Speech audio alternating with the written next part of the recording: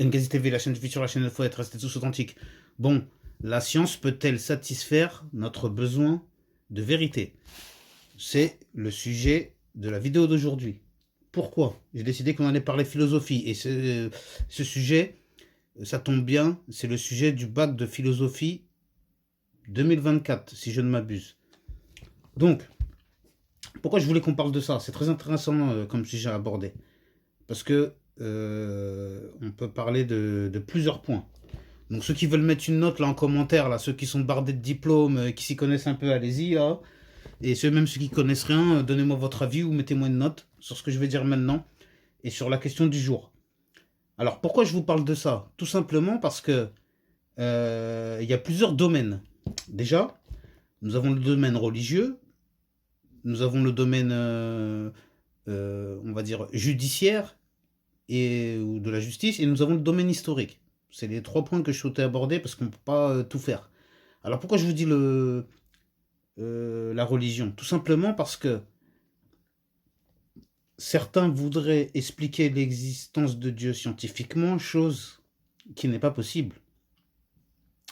Car si scientifiquement on pouvait prouver l'existence de Dieu, cela pourrait nuire à notre libre arbitre, vu que Dieu nous a donné un libre arbitre. Que vous soyez croyant ou pas, athée ou pas, c'est dans l'ordre des choses.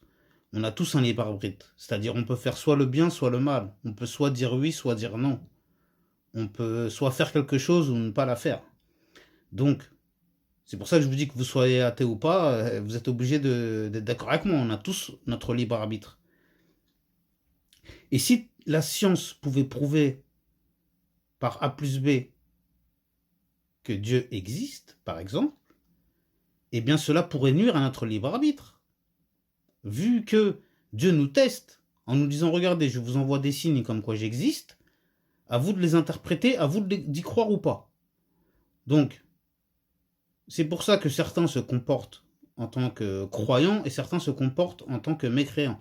C'est-à-dire, certains interprètent les signes de Dieu et croient en Dieu, et certains n'arrivent pas à interpréter ou ni ces signes et ne croient pas en Dieu, donc soit en rien ou soit, comment je vais appeler ça, en, en Lucifer, allez, on va dire, pour employer un terme assez light, entre guillemets. Alors pourquoi je vous dis que la science, elle ne pouvait pas prouver l'existence de Dieu? Parce qu'elle a toujours essayé de le faire, elle n'y est pas parvenue. Et c'est pareil, la science ne peut pas prouver que Dieu n'existe pas. Parce que dans ce cas-là, ça se saurait et ça serait mis en avant par tous les gens, comment on appelle ça? Désolé, j'ai oublié le terme, cartésiens, voilà. Parce qu'ils sont pleins de cartésiens, ouais. Vous m'aurez compris, hein, pour certains, et ceux qui n'ont pas la ref, bah, allez chercher la définition de ce mot. Alors, oui, je sais, c'est compliqué, c'est pour ça que je me concentre dans ce que je vous raconte là. Et par contre, on a des faits qui sont reconnus scientifiquement et qui sont reconnus religieusement. Je vous donne des exemples, n'en déplaise à certains. Les scientifiques qui ont fait des études ont constaté que lorsque vous consommez de la viande qui a été vidée de son sang avant de la consommer, c'était meilleur pour la santé, pour l'être humain. Ça, c'est prouvé scientifiquement. Et comme par hasard, la viande halal ou la viande cachère, il faut la vider de son sang avant de la découper et de la consommer. Donc pour ceux qui me suivent et qui savent pas quand on dit halal, cachère, etc., en fait c'est ça.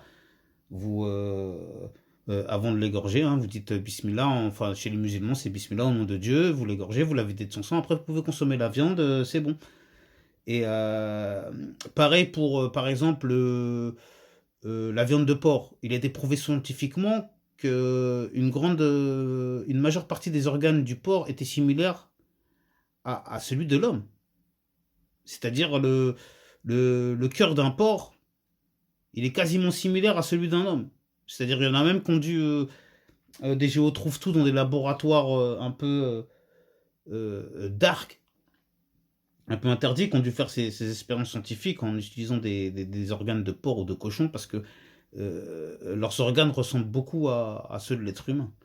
Et donc, ceci peut expliquer cela lorsqu'on dit qu'il est interdit d'en consommer, tout en sachant que nous, chez les musulmans, il y a une partie du porc qui n'est pas, qu'il ne faut pas manger, c'est pour ça qu'on n'en mange pas. Et il est prouvé scientifiquement que le porc peut nuire à la santé, parce que c'est comme si on faisait, entre guillemets, du cannibalisme. Alors je sais, ceux qui vont me suivre, ah, qu'est-ce qu'ils racontent? Si je mange du porc, ça veut dire que je suis cannibale. Non, non, ça n'a rien à voir. Je vous dis juste qu'il y a des organes du porc, renseignez-vous, vous le verrez, qui ressemblent énormément à celui de l'être humain. Et c'est pour ça que, d'ailleurs, des fois, ils utilisent les organes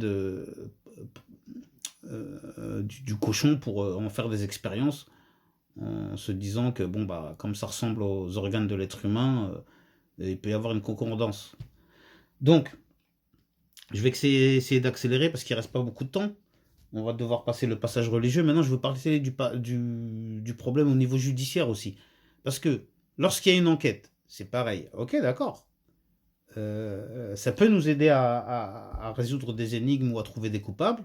J'en veux pour preuve l'ADN, les empreintes, etc. Donc oui, grâce à cette science et grâce à cette façon de faire, on peut arrêter des criminels ou des personnes qui ont connu des actes répréhensibles. Et puis après, grâce à leur ADN, leurs empreintes, on peut remonter la personne et résoudre l'énigme ou l'affaire, entre guillemets, sans pour autant que cela soit résolu à 100%. Par exemple, quelqu'un qui va commettre un crime dont on va retrouver l'ADN quelques années plus tard, on trouve le coupable, ok, on sait que c'est lui le coupable, mais on ne sait pas quelles sont les circonstances, qu'est-ce qui s'est passé avant, pendant et après. On saura juste que à l'instant T, il y a l'ADN de telle personne qui était là, donc c'est vous qui avez commis tel ou tel agissement. Mais n'oublions pas que parfois, ce genre de techniques peuvent être manipulées. Par exemple, j'en veux pour preuve, dans certains cas où des crimes avaient été commis, des personnes, par exemple, malveillantes avaient pris des mégots qui traînaient dans la rue pour après polluer une scène de crime. C'est-à-dire commettre un méfait et ensuite mettre des mégots que vous avez retrouvés dans la rue avec l'ADN de X ou X personnes pour ensuite essayer de mettre quelqu'un dans la merde. Ou vous avez d'autres exemples pour les footballeurs, les acteurs. Où souvent les femmes disent bah regardez, il a abusé de moi, tout ça, nanana, venez vite, prenez l'ADN, il est en moi. Alors que, ok, d'accord, même si à l'ADN il y a votre parole, mais nous n'étions pas là pendant l'acte. Donc peut-être, madame, étiez-vous consentante? Et peut-être avez-vous fomenté un plan, hein, désolé, etc. Mais rien ne prouve qu'en fait que vous n'étiez pas consentante lors de l'acte. Donc c'est pour ça que je dis que la science ne peut pas tout expliquer. Et parfois, il peut y avoir des bugs.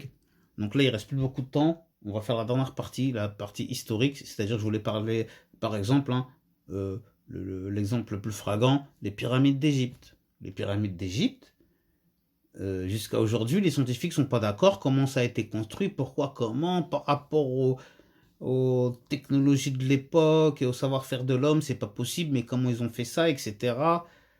Ils n'arrivent pas à se l'expliquer, ils n'arrivent pas à donner des explications claires, concrètes et précises, malgré toutes les analyses, toute l'archéologie, tout ce qu'ils ont, toutes les recherches qu'ils ont pu faire, etc. Ils sont toujours pas en mesure de nous expliquer comment ils ont construit les pyramides d'Égypte c'est pas les seules choses inexplicables, il y en a d'autres, on peut pas faire toute la liste. La vidéo arrive à sa fin, quoi qu'il arrive, merci à vous de m'avoir suivi. J'espère que ça vous aura plu. Hein. Bon, désolé, j'étais un peu moins speed que d'habitude, mais j'essaie de me concentrer pour pas trop dire de bêtises. Donc j'espère que ça vous aura plu. Donnez-moi votre avis en commentaire, ça m'intéresse aussi. J'espère que cette vidéo vous aura plu. J'en sais rien, hein. C'est une surprise. Hein. Peut-être ça vous plaira, peut-être ça vous plaira pas. En tout cas, on essaiera de refaire ce format, même si je me suis pas trop trouvé au top dans cette vidéo. Mais des fois, ça veut rien dire. Des fois, je me trouve au top et la vidéo fait un flop. Des fois, je me trouve moyen et ça cartonne. Donc on verra, à vous de choisir. Allez-y, faites-vous plaisir. En tout cas, n'oubliez pas de vous abonner, liker, partager. Passe le message à ton voisin, cousin. Ngazi TV, la chaîne future, la chaîne Infonet. Que Dieu vous protège. Amen. Amin, shalom, pas de jaloux, à bientôt, Ngazi TV.